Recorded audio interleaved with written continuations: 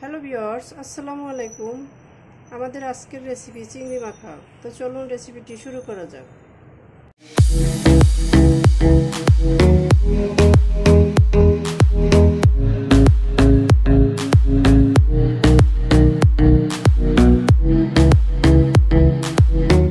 শুরুতেই দেখে নিচ্ছি এটা তৈরি করতে কি কি উপকরণ লাগছে।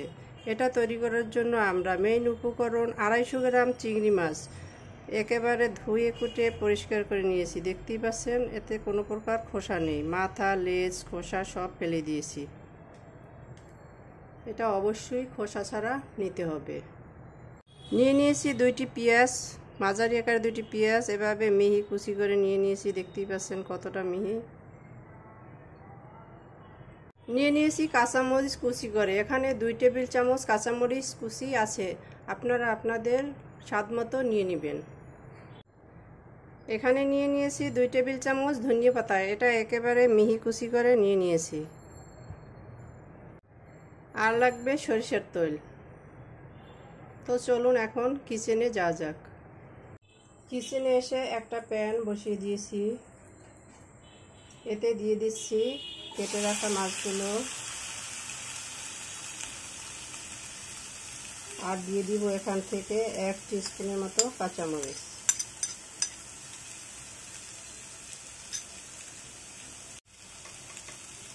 দিয়ে দিচ্ছি স্বাদ মতো লবণ, আর দিয়ে দিব হাফ কাপ পানি।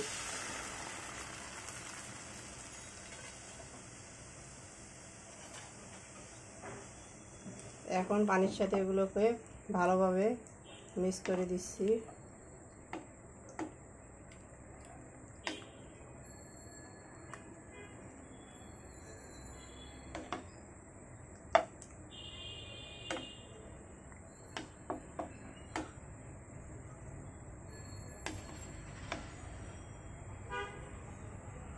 এখন আমরা মাছগুলোকে ঢাকনা দিয়ে 5 মিনিট সিদ্ধ করে নিব। তো ঢাকনা দিয়ে দিলাম, ফিরে আসছি 5 মিনিট পরে। ফিরে আসলাম 5 মিনিট পরে, ঢাকনাটা তুলে নিচ্ছি। তো দেখতেই পাচ্ছেন মাছটা শুকিয়ে এবার মাখা মাখা হয়ে আসছে। এখন আমরা এটাকে তুলে নিব। চুলাটা বন্ধ করে দিচ্ছি। তো এটা ঠান্ডা করার পর আমরা বাকি কাজ করব। তো ফিরে আসছি এটা ঠান্ডা হওয়ার পরে। আমাদের মাছগুলো ঠান্ডা হয়ে গেছে, মানে মোটামুটি ঠান্ডা, হালকা গরম আছে। এটা বেশি ঠান্ডা করা যাবে না, একেবারে ঠান্ডা হয়ে গেলে শক্ত হয়ে যাবে। তা মাছগুলোকে আমরা এভাবে মেখে নিব। তো ফিরে আসছি সবগুলো মাখা হওয়ার পরে। আমাদের মাছগুলো মোটামুটি ভেঙে নেওয়া হয়ে গেছে। এখন এর ভিতরে বাকি উপকরণগুলো অ্যাড করব। দিয়ে দিচ্ছি ধনিয়া পাতা,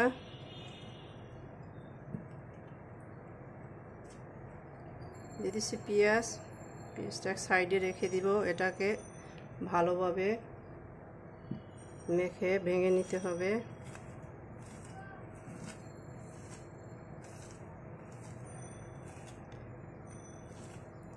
এটা আমরা মিহি কুচি করে নিয়েছি, তাই খুব সহজেই এটা মসৃণ হয়ে গেছে। এখন দিয়ে দিব কাঁচামরিচটা আপনারা আপনাদের স্বাদ বুঝে দিবেন।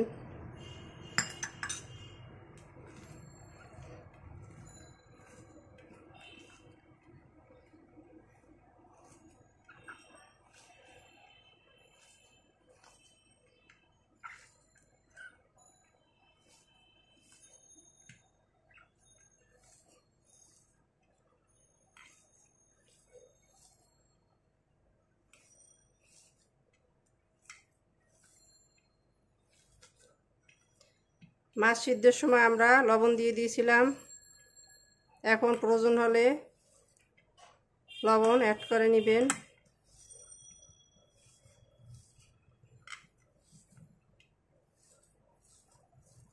সব উপকরণগুলো একত্রে মাখা হয়ে গেছে। সবশেষে দিয়ে দিচ্ছি সরিষার তেল।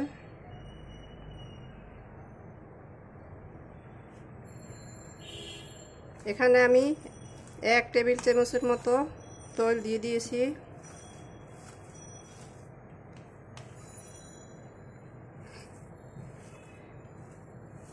1 টেবিল চামচ মানে 3 টিস্পুন। আপনাদের কাছে মেজারমেন্ট চামচ না থাকলে 4 চামচের 3 চামচ পরিমাণ তেল দিয়ে দেবেন। এখানে আমি 250 গ্রাম মাছে 1 টেবিল চামচ সরিষার তেল দিয়ে দিয়েছি। তো আমাদের চিংড়ি মাখা রেডি। এখন এটাকে সার্ভ করে নিব। সার্ভ করে নিলাম আমরা আমাদের চিংড়ি মাখা। দেখতেই পাচ্ছেন কতটা অসাধারণ হয়েছে। আমাদের রেসিপি ভিডিওটি ফলো করে আপনারাও তৈরি করে দেখবেন। কমেন্ট সেকশনে জানিয়ে দিবেন কেমন হয়েছিল আমাদের রেসিপি ভিডিওটি। সাবস্ক্রাইব করে আমাদের পাশে থাকবেন। আল্লাহ হাফেজ।